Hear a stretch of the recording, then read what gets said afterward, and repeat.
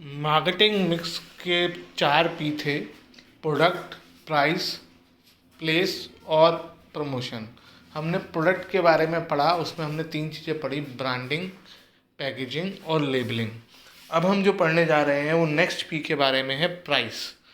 Price कोई नई चीज़ नहीं है। Price is the amount of money paid by a buyer in consideration of the purchase of a product of और a service. जो भी बायर जो भी अमाउंट पे करता है सेलर को गुड्स और सर्विसेज परचेज करने के बदले, उसे प्राइस कहते हैं। अब ये प्राइस डिसाइड कैसे होती है? Factors affecting price determination. ये तो आपने पढ़ा है कि डिसाइड करने के लिए क्या कहते हैं, डिमांड और सप्लाई का यूज़ होता है, लेकिन एक प्राइस तो होगी जिस प्राइस पर डिफरेंट सप्लाईज होंगी, डिफरेंट प्राइसेस पर डिफरेंट सप्लाईज। तो वो कैसे डिसाइड होता है कि कितनी प्राइस पर मैं कितनी सेल करने को तैयार हूँ या लोग कितना ख़रीदने को तैयार हैं। तो प्राइस कैसे डिटरमाइन होती है? कौन से फैक्टर्स हैं जिनको देखा जाता है? पहला है प्रोडक्ट की कॉस्ट। प्रोडक्ट की कॉस्ट का मतलब कितने में प्रोडक्ट ख़रीदा और बनाया गया है, जिसमें जितना भी हम गुड्स पर खर्च कर रहे हैं उसे बनाने में, डिस्ट्रीब्यूट करने में और सेलिंग करने में, वो सारी कॉस्ट ऐड कर दी जाती है। जितना हमने खर्चा किया होता है वो कम से कम लेवल होता है प्राइस का, उसके ऊपर हम अपना प्रॉफिट जोड़ देते हैं और तब जाकर जो है हम प्राइस डिसाइड करते हैं। कॉस्ट जो होती है वो 3 तरह की होती हैं। लास्ट ईयर आपने इकोनॉमिक्स से पढ़ा है कि 2 तरह की होती हैं: फिक्स्ड कॉस्ट और वेरिएबल कॉस्ट।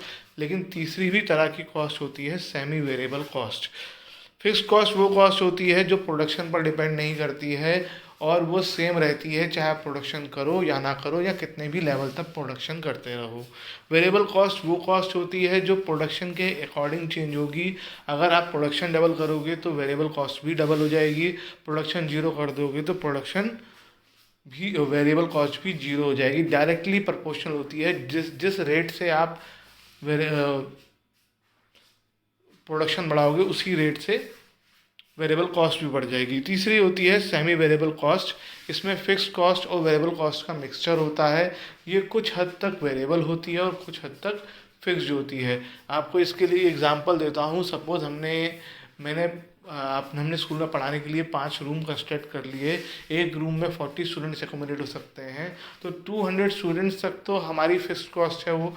लेकिन जैसे ही 200 से ऊपर स्टूडेंट जाएंगे हमें और रूम कंस्ट्रक्ट कराने पड़ेंगे। तो ये सेमी वेरिएबल एक्सपेंसेस हो गया कि आपको एक टाइम के बाद एक ज़्यादा प्रोडक्शन बनाने के लिए आपको खर्चे भी बढ़ाने पड़ेंगे। ऐसे बहुत सारे एक्सपेंसेस होते हैं जो एक लिमिट तक फिक्स होते हैं और एक लिमिट तक वो वेरिएबल होते हैं। नेक्स्ट है utility and demand of the product. Product की यूटिलिटी क्या है? When the product cost set the lower limit of the price, product cost बताती है, वाइल लिखा है कि कम से कम हम कितनी प्राइस चार्ज करेंगे। उसकी इम्पोर्टेंस हमें ये बताती है कि हम ज़्यादा से ज़्यादा उसकी प्राइस कितनी चार्ज कर सकते हैं। अगर कोई चीज़ किसी के लिए बहुत ज़रूरी है और तो उसके लिए हम हायर प्राइसेस भी चार्ज कर सकते हैं, अगर वो बहुत इंटेंसिटी से बायर उसे ख़रीदना चाहता है तो। जो प्राइस है वो बायर और सेलर दोनों का इंटरेस्ट समझाती है। बायर अगर उसकी इम्पोर्टेंस के हिसाब से एटलीस्ट उतना पे करना चाहेगा जितना जो है उससे सेटिस्फेक्शन मिल रहा हो। ये पहले आपने इकोनॉमिक्स में भी पढ़ा है। लॉ ऑफ डिमांड के हिसाब से कंज्यूमर जो है हायर प्राइस पर कम डिमांड करेगा, लोअर प्राइस पर हाई डिमांड करेगा। और प्राइस जो है वो इलास्टिसिटी ऑफ डिमांड पर भी पे डिपेंड करती है कि जिसकी जितनी ज़्यादा इलास्टिक डिमांड होगी उसकी आप उतनी लेसर प्राइस रखनी पड़ेगी, और जिसकी जितनी ज़्यादा इनइलास्टिक डिमांड होगी उसकी आप उतनी ज़्यादा हायर प्राइस रख सकते हो। नेक्स्ट है कंपटीशन कितना है मार्केट में। अगर आपका नेचर किस कॉम्पिटिशन, जब आपने टाइप ऑफ मार्केट पढ़ा है तो कंपटीशन कितना है। अगर प्राइस जो है वो अगर आपका कम कंपटीशन है तो आप हायर प्राइसेस चार्ज कर सकते हो, लेकिन अगर कंपटीशन आपका बहुत ज़्यादा है मार्केट में तो प्राइसेस आपको जितना कम से कम हो सके उतना रखनी पड़ेगी, क्योंकि अगर आप प्राइस हाई रखोगे तो आपका कॉम्पिटिटर आपसे आगे निकल जाएंगे। कॉम्पिटिटर्स की प्राइसेस क्या हैं और वो आपके प्राइस चेंज के साथ कैसे रिएक्ट करते हैं, ये भी आपके प्रोडक्ट की प्राइस डिसाइड करता है। और उसके साथ साथ आपको कॉम्पिटिटिव प्रोडक्ट, अपनी प्रोडक्ट की फीचर्स भी अच्छे रखने पड़ते हैं, यानी आपकी कॉस्ट भी बढ़ जाती है। नेक्स्ट है government and legal regulations. Law क्या कहता है, गवर्नमेंट क्या कहती हैं, क्योंकि बहुत सी ऐसी चीज़ें हैं जिसकी वजह से लोग अनफेयर ट्रेड प्रैक्टिसेस में लग जाते हैं, ज़्यादा प्रॉफिट कमा सिचुएशंस का फ़ायदा उठाने के लग जाते हैं।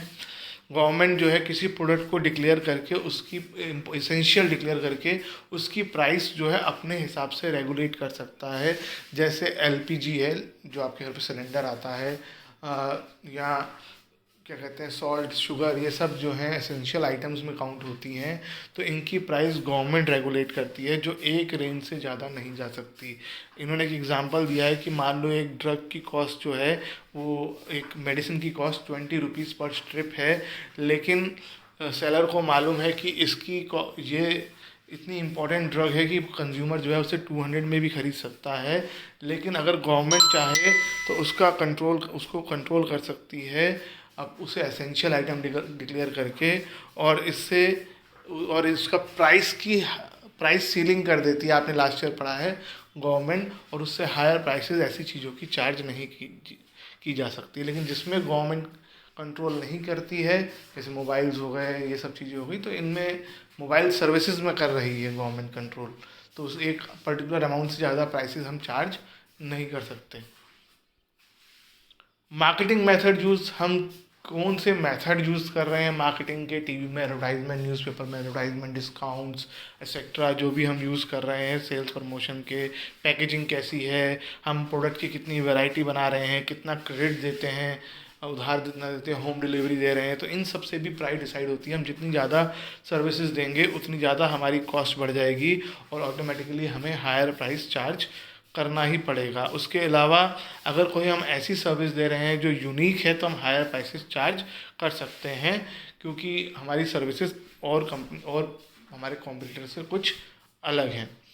और लास्ट है प्राइसिंग ऑब्जेक्टिव।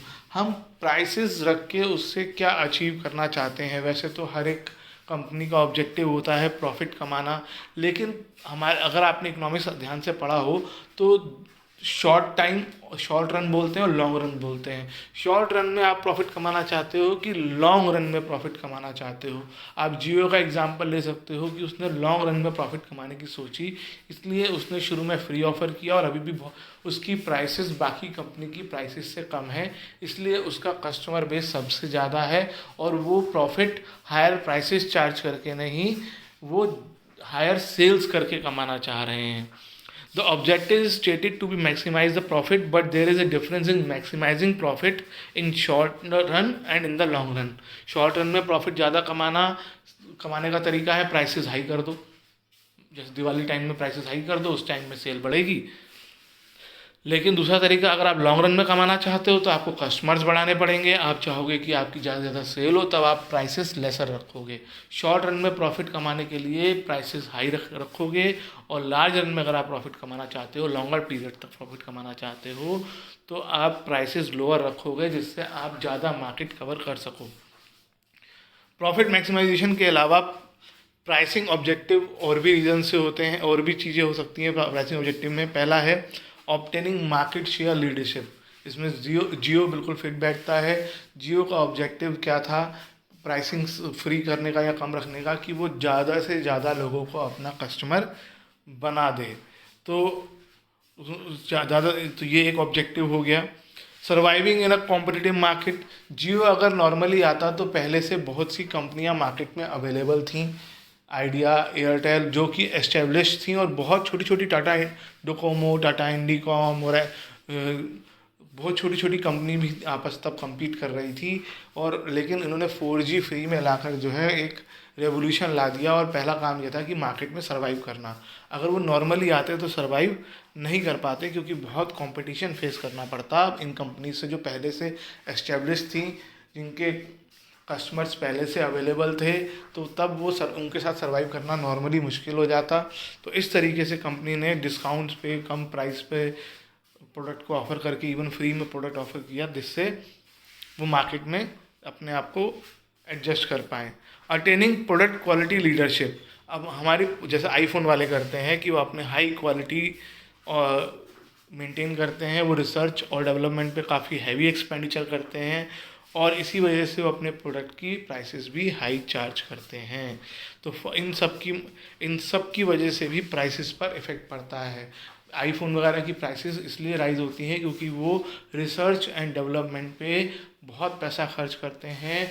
इवन जो प्रोडक्ट वो बेच देते हैं उनके मेंटेनेंस पे भी, उनकी अपडेशन पे भी बहुत पैसा खर्च होता है।